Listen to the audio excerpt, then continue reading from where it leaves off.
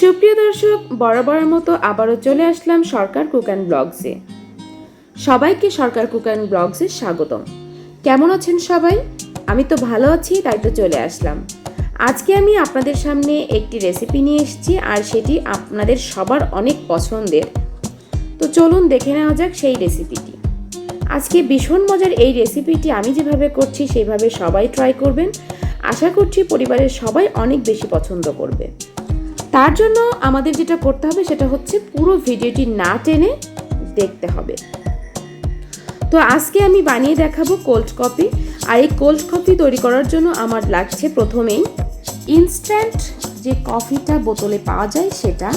তো আমি একটা বাটিতে প্রথমে সেই কফিটা 2 টেবিল চামচ নিয়ে নিচ্ছি, আর সেটিতে আমি গরম জল দিয়ে কিছুক্ষণ নেড়ে চেড়ে রেখে দিব।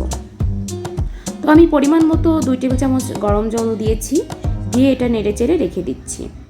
আর আরেকটি বাটিতে আমি নিয়ে নিচ্ছি ক্যাডবেরি চকলেট।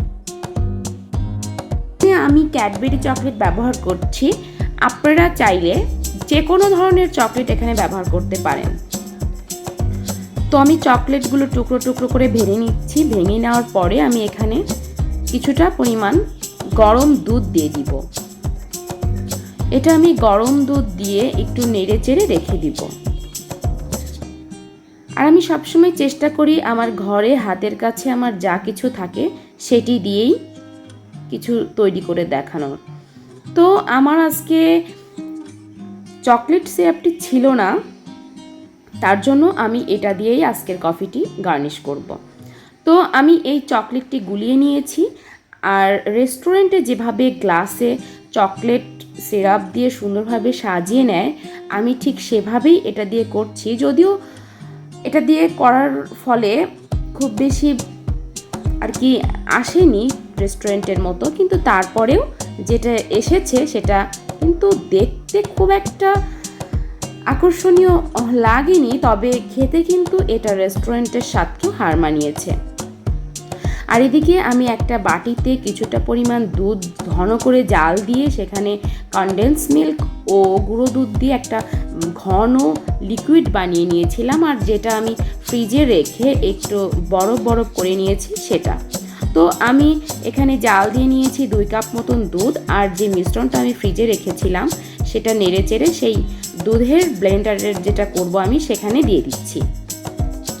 এরপরে আমি একে একে এখানে অ্যাড করব যে সিরাপটি আমি করে রেখেছি চকলেটের সেটা, আর কফি যেটা আমি গুলিয়ে রেখেছি সেটা। তো আমি ক্রিমটা এখানে 1 কাপ মতন করে নিয়েছি, সেটা দিয়ে দিয়েছি। আর যে চকলেটটা আমি গার্নিশ করার পরে বাকিটা ছিল সেটা আমি এখানে ঢেলে দিচ্ছি।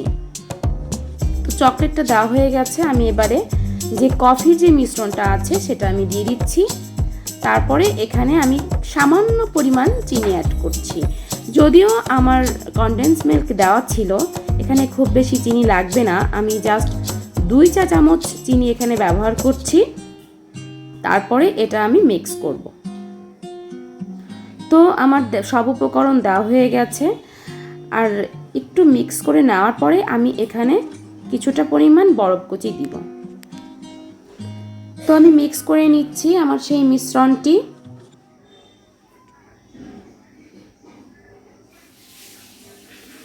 ভালোভাবে মিক্স করা হয়ে গেলে আমি এখানে সেই বরফ কুচিটা অ্যাড করব, করে আমি আবারও ব্লেন্ড করব। তো আমি 5-6 টুকরো বরফ কুচি দিয়ে আবারও ব্লেন্ড করে নিয়েছি, আর আমার কফিটা এখন দেখুন খুব সুন্দর একটা টেক্সচার এসেছে। তো আমি এখন সেই গার্নিশ করা যে গ্লাসগুলো সেখানে সেই মিল্কটা, যে কফিটা আমি তৈরি করেছি যে মিক্সটা, সেটা আমি ঢেলে দিচ্ছি। এটা ঠান্ডা ঠান্ডাই খেতে হয়। আর দেখুন আমার এটা ব্লেন্ড করার পরে এটা কতটা পারফেক্ট হয়েছে। আপনারা চাইলে এখানে চকলেট সিরাপ দিয়ে বাজারে যে কোনো সুপার শপে আপনারা পাবেন, সেটা দিয়ে গ্লাসটা গার্নিশ করে পরিবেশন করবেন। তো আমি গ্লাসে ঢেলে নিলাম, আর ওপর দিয়ে ছড়িয়ে দিচ্ছি একটু আস্ত যে কফিগুলো ছিল সেই কফিটা। এটা দেখতে যতটা সুন্দর ছিল না, কিন্তু এটা খেতে তার থেকে 10 গুণ বেশি টেস্টি ছিল। পরিবারের সবাই এটি অনেক পছন্দ করেছে। আশা করছি আপনারা প্রত্যেকেই বাসায় এটা ট্রাই করবেন এবং আমাকে বলবেন কেমন হয়েছিল আপনাদের সেই কোল্ড কফিটা।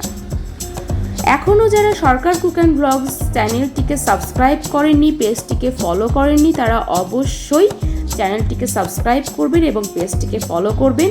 আর আপনাদের মতামত আমাকে অবশ্যই কমেন্টে জানাবেন। আর যারা ইতিমধ্যে চ্যানেলটিকে সাবস্ক্রাইব করেছেন তাদের সবাইকে অসংখ্য ধন্যবাদ।